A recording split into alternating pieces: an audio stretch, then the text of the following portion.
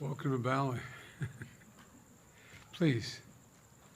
Good evening, everyone. Let me start with a few words about the recent elections held in the United States.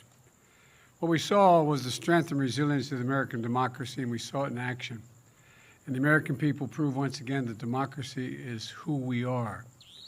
And there was a strong rejection of election deniers at every level, from those seeking to lead our states and those seeking to serve in Congress, and also those seeking to oversee the elections. And there was a strong rejection of political violence and voter intimidation. There was an emphatic statement that in America, the will of the people prevails. I've traveled this week, and it's been clear just how closely the world and our allies and our competitors as well have been following our elections at home. Excuse me, I have a little cold. And what these elections showed is that there's a deep and unwavering commitment in America to preserving and protecting and defending democracy. Now, let me speak briefly about our agenda over the past few days in Egypt and in Cambodia and here in Indonesia. In this moment of great global challenges, from global inflation to the climate crisis to Russia's brutal war against Ukraine, we're bringing together the broadest possible coalition of partners to deliver results. At COP27 in Egypt, I made it clear that thanks to the bold agenda of our administration, we pursued from day one to tackle the climate crisis and advance energy and security at home and around the world. The United States will meet our emissions targets under the Paris Agreement. And we're going to keep working with our partners to support the most vulnerable countries in building resilience to climate impacts and to align global ambition with the 1.5 degrees Celsius goal while supercharging our clean energy transition. At the U.S.-ASEAN Summit and East Asia Summit, I laid out a commitment to working with our partners in the Indo-Pacific to ensure a future that's vital to this region, that's free and open and prosperous as well as secure.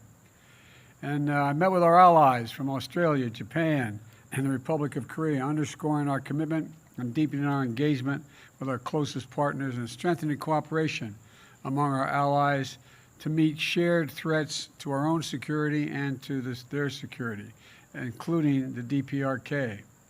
And let me meet, I just met in person with Xi Jinping of the People's Republic of China. We had, we had an open and candid conversation about our intentions and our priorities. It was clear, he was clear and I was clear, that we'll defend American interests and values, promote universal human rights, and stand up for the international order and work in lockstep with our allies and partners.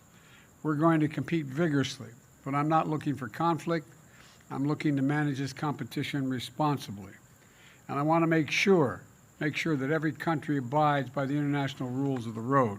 And we discussed that. The One China policy, our One China policy has not changed, We oppose unilateral change in the status quo by either side, and we're committed to maintaining the peace and stability in the Taiwan Straits. It was also clear that China and the United States should be able to work together where we can to solve global challenges that require every nation to do its part. We discussed Russia's aggression against Ukraine, reaffirmed our shared belief in the threat or the use of nuclear weapons is totally unacceptable, and I asked that Secretary Blinken travel to China to follow up on our discussions and continue keeping the lines of communication open between our two countries. Looking ahead at the G20 meetings tomorrow, we're going to be taking on the very issues that matter to the people's lives, not only here, but also our allies and our partners. That means tackling the suffering that Russian aggression has unleashed, not just in Ukraine people, but the people around the world, particularly food insecurity, and strengthening the fundamentals of our global economy for everyone. Support for debt relief, reforms for multilateral development banks, investments to bolster global health security, and to make sure the world is better prepared for the next pandemic. The G20 has been an important forum for the world's largest economies to work together for the good of people everywhere. And I'm looking forward to our meetings tomorrow. Now let me close with this. On my first trip overseas last year, I said that America was back. Back at home, back at the table, and back to leading the world. In the year and a half that's followed, we've shown exactly what that means. America is keeping its commitments. America is investing in our strength at home.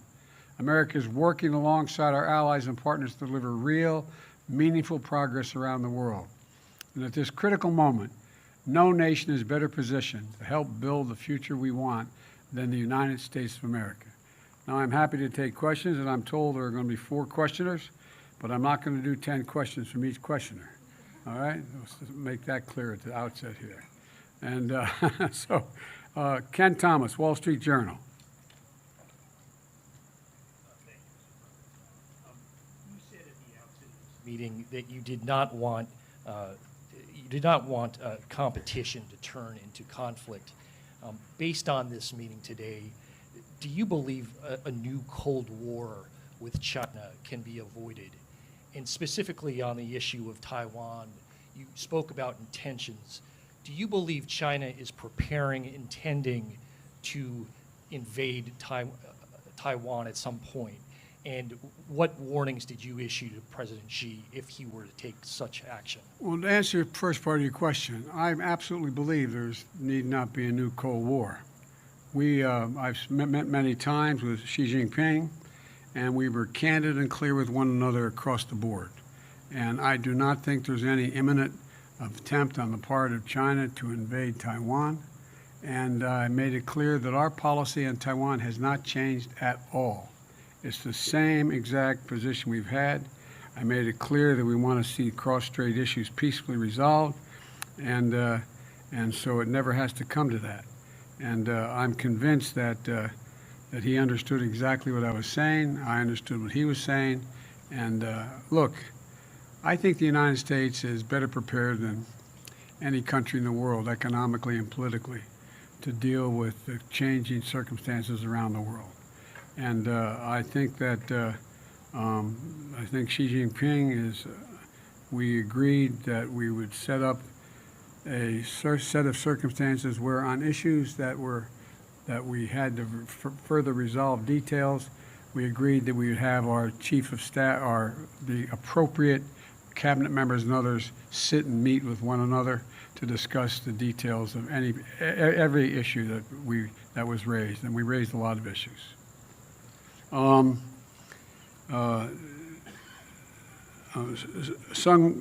Kim, Associated Press. Mr. President, you met with President Xi, and you met with him face-to-face after he had unquestionably consolidated his power at home. So now that you've met with him face-to-face, how do you assess his sort of posture towards the United States now? And did you find him personally to be more confrontational or more conciliatory and willing to compromise? Neither and yes. Yes, I didn't find him more confrontational or more conciliatory. I found him the way he's always been, direct and straightforward. And do I think he's willing to compromise on various issues? Yes. I think he understands that, look, I think, how can I say this tactfully? I think the election held in the United States, which still leaves a little bit uncertain, has sent a very strong message around the world that the United States is ready to play. The United States is, the Republicans who survived, along with the Democrats, are of the view that we're going to stay fully engaged in the world and that we, in fact, know what we're about. And so I don't get any sense that there's more or less confrontation. We were very blunt with one another about places where we disagreed or where we were uncertain of each other's position, and we agreed we'd set up, and we did, mechanisms whereby we would meet in detail with the key people in each of our administrations to discuss how we could resolve them, or how, if they weren't resolved, on what basis were they not resolved. Sebastian Smith, the AFP. Thank you very much, Mr. President. It's extremely close. Excuse me, I don't usually talk that loudly. Does the retaking of Kherson in Ukraine signal a turning point in the war, in your opinion? that the Ukrainians, where the Ukrainians could realistically pursue their ultimate goal of expelling the Russians completely, including retaking Crimea? If so, does the US intend to support and facilitate that goal, as you've been doing so far with their other goals? Or would you perhaps see Kherson as a different kind of inflection point, basically a good time to start negotiating now that they've got some more strength than they had a few weeks ago? First of all, it was a significant, significant victory for Ukraine. Significant victory. And I can do nothing but applaud the courage, determination, and capacity of the Ukrainian people and the Ukrainian military. I mean, they have really been amazing. And I think it's hard to tell at this point exactly what it means in terms of, but I've been very clear that we're going to continue to provide the capability for the Ukrainian people to defend themselves, and we are not going to engage in any negotiation. There's nothing about Ukraine without Ukraine. It's a decision Ukraine has to make. I think you're going to see things slow down a bit because of the winter months and the inability to move as easily around the country. But I think it remains to be seen exactly what the outcome will be, except that I'm confident that Russia will not occupy or defend Ukraine as they intended from the beginning. I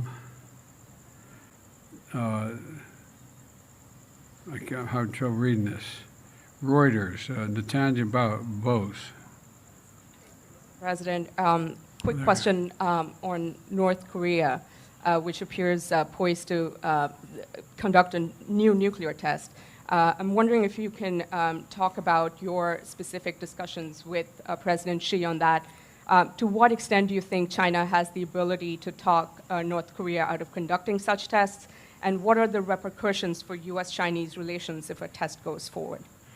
Well, first of all, it's difficult to say that I am certain that China can control North Korea, number one. Number two, I've made it clear to President Xi Jinping that I thought they had an obligation to attempt to make it clear to North Korea that they should not engage in long-range nuclear tests. And I made it clear as well that if they did, they, meaning North Korea, that we would have to take certain actions that would be more defensive on our behalf, and it would not be directed against North Korea. It would not be directed against China, but it would be to send a clear message to North Korea. We are going to defend our allies as well as American soil and American capacity. And so, but I do not think that it's difficult to determine whether or not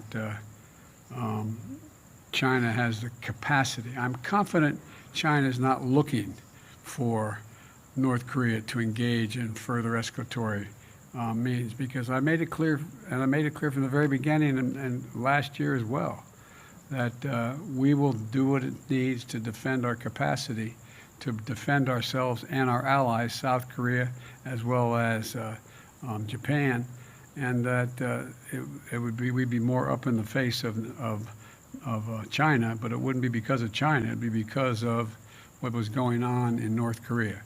So, again, on a number of these issues, we have put together teams where our National Security Advisor, Secretary of Defense, and others are going to be engaging with their counterparts from China to see, and we're not going to be able to work everything out. I'm not suggesting this is kumbaya, everybody is going to go away with everything in agreement. But I do not believe there's a need for concern of as one of you raised the legitimate question, a new Cold War.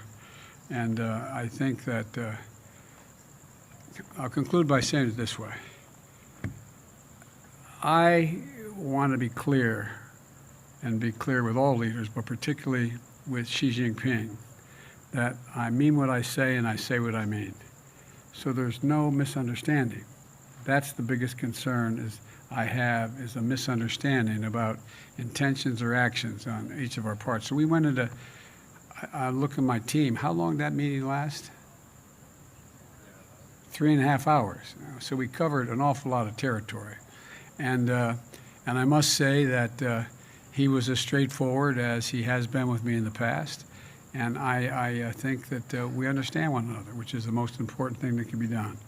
I guess all of you are going swimming from here. It's not far, but Mr. President, what should Americans expect from Congress as it relates to abortion rights after the midterms? I don't think they can expect much of anything other than we're going to maintain our positions. I'm not going to get into more questions. I shouldn't even answer your question.